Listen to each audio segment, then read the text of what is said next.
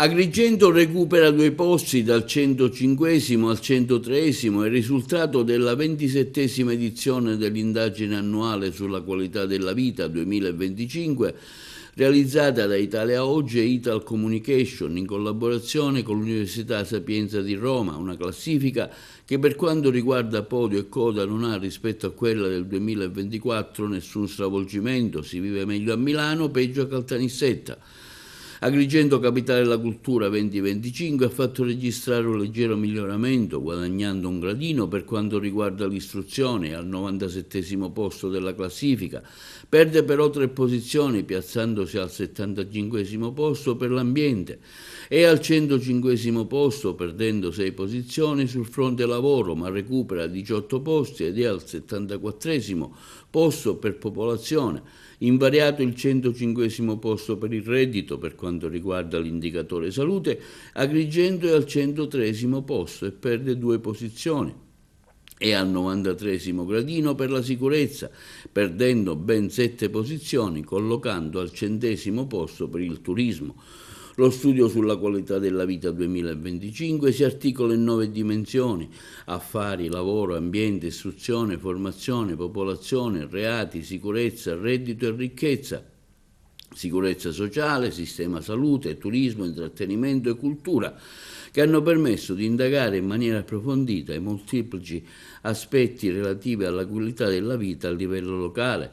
Le 107 province italiane sono state classificati in 5 cluster, ottenendo così una fotografia più dettagliata delle specificità territoriali. La qualità della vita nel 2025 è risultata buona o accettabile in 60 province su 107. Resta il divario tra le province del centro-nord e sud-isola. Il quadro dell'isola resta sconfortante. 9 province su 9 si collocano negli ultimi 20 posti, dopo Ragusa al 78° posto, la prima in Sicilia e Messina 90°.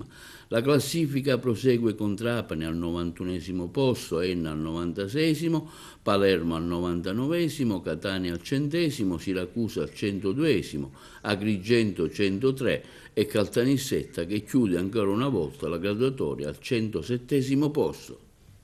Milano è al primo posto nella classifica d'Italia Oggi sulla qualità della vita 2025. Si conferma quindi la posizione dell'anno scorso in questa che è la classifica più completa realizzata in Italia. Si compone infatti di 9 dimensioni analisi e di 97 indicatori. È curata dal professor Polli dell'Università La Sapienza di Roma insieme a Ital Communication.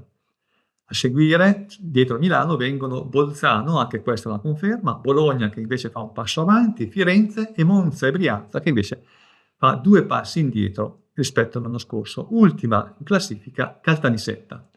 Ma vediamo come mai Milano si posiziona da 2 anni al vertice di questa classifica, perché va molto bene ai primissimi posti per quanto riguarda reddito e ricchezza, va molto bene per quanto riguarda istruzione, ambiente, affari e lavoro, sistema salute, abbastanza bene come sicurezza sociale e come intrattenimento e cultura. Va malissimo invece per quanto riguarda l'indicatore reati e sicurezza, ma questo non è sufficiente a spodestarla dalla sua posizione di vertice.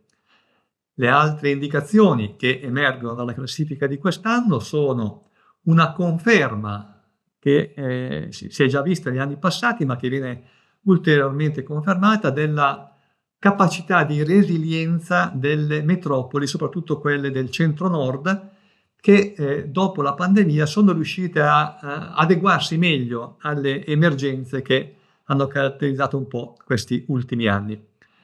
Un'altra conferma purtroppo è il crescente distacco tra il centro-nord e il sud, dove si manifestano quest'anno situazioni piuttosto pesanti di disagio sociale e personale.